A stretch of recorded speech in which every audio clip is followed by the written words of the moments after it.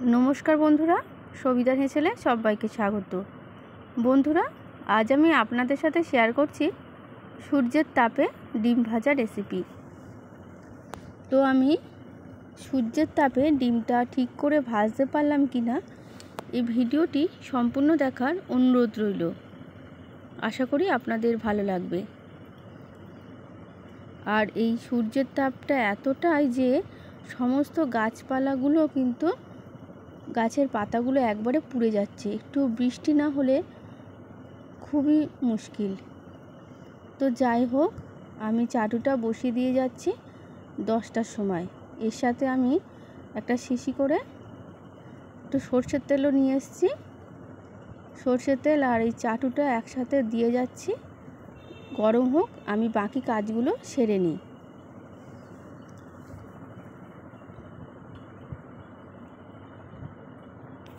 এখানে আমি একটা ঢাকা দিয়ে যাচ্ছি, যদি কিছু পরে থাকবো না, গরমে তো বসে থাকা যায় না।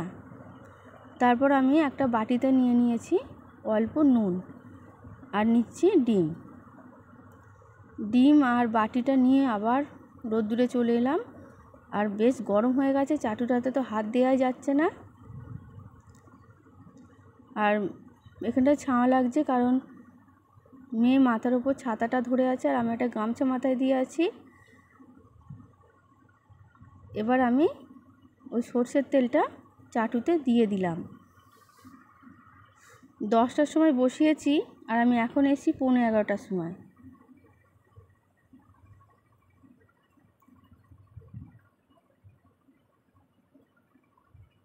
তো অনেকক্ষণ রেখেছি আর প্রচণ্ড রোদ্দুর, বেশ গরম হয়ে গেছে। তেলটা দিয়ে দিলাম, তেলটাও গরম হয়ে গেছে রোদ্দুরে। এবার ডিমটাকে ভালো করে ফাটিয়ে নেব। দেখাই যাক ডিম ভাজা হয় কি না। অনেক বন্ধুদের দেখছি ডিম ভাজা করে করে ভিডিও করছে, তো আমারও একটু কৌতূহল হলো, দেখি আমি বানিয়ে হয় কি না, চেষ্টা তো করি। তো দেখা যাক।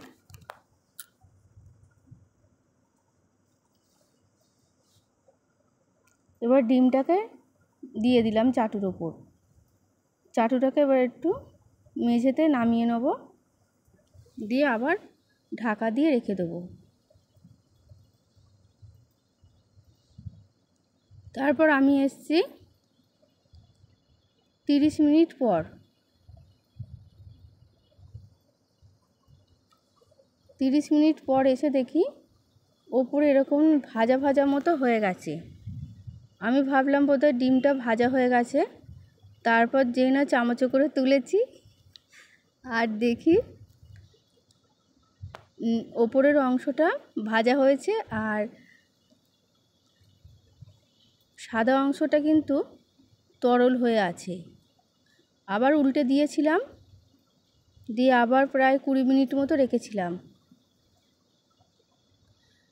মানে কি, এইসব করতে গেলে খুব ধৈর্যের দরকার আর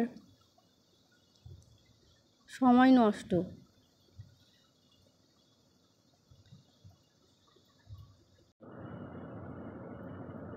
তারপরে এসে এরকম একটু ডিমটার ওপরের অংশটাকে একটু সাইড করে দিলাম। তো দেখছি ডিমটা ভাজা হচ্ছেই না, এরকমভাবেই হয়ে থাকছে, আমসত্ত্বর মতো হয়ে যাচ্ছে। আর এই সাদা অংশটা কিন্তু কিছুতেই ভাজা হচ্ছে না। তো আমি আর বসে থাকতে ভাল লাগছে না। আর অনেক বেলা হয়ে গেছে এই একটা ডিম ভাজা করতে। শেষমেশ আমি গ্যাসে এসে ডিমটাকে একটু অল্প আঁচে ভেজে নিলাম। তারপর ডিমটা খেয়েছি, কিন্তু একটু আমসত্ত্বর মতো শক্ত শক্ত লাগছিল। তো ভিডিওটি ভালো লাগলে লাইক কমেন্ট শেয়ার করে কমেন্টে জানাবেন। নমস্কার।